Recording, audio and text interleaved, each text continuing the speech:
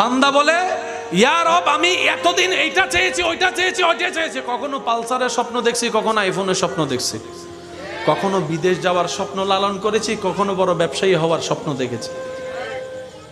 আল্লাহ আমি আজকে এইটা সেটা চাই না, আমি আজকে তোমার কাছে তোমাকে চাই, আমি তোমার কাছে তোমাকে ভিক্ষা চাচ্ছি।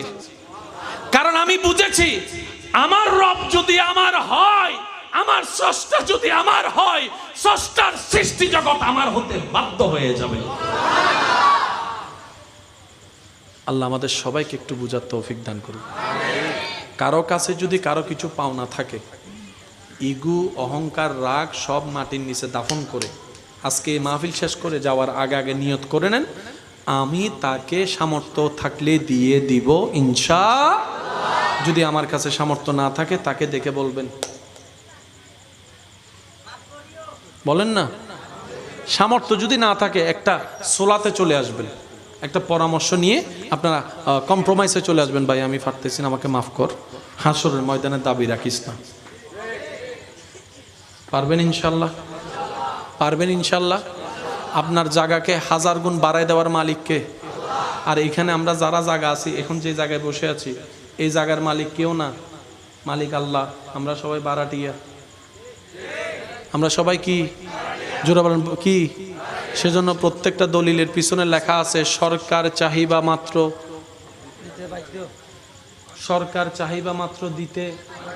তা আমার বাপের দিন না জায়গা, আমার দাদার দিন না জায়গা, আমি তোমারে দিব কেন? তো সরকারের সরকার মহাসরকার যখন চাইবে দিতে বাধ্য।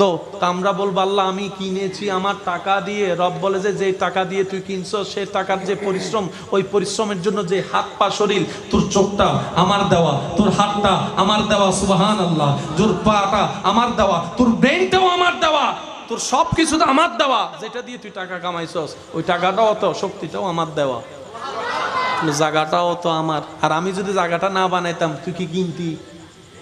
সেজন্য বান্দা যারা রবের তারা বলে যে সব কার, আর আমি হচ্ছে সাময়িক মেহমান বারাটিয়া।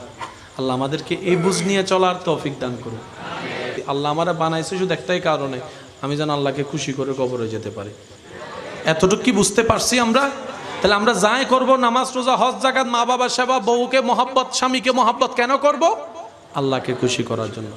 জায়গা দিয়ে দিব কাকে খুশি করার জন্য? আল্লাহকে। আর কোনো ঝামেলা আছে?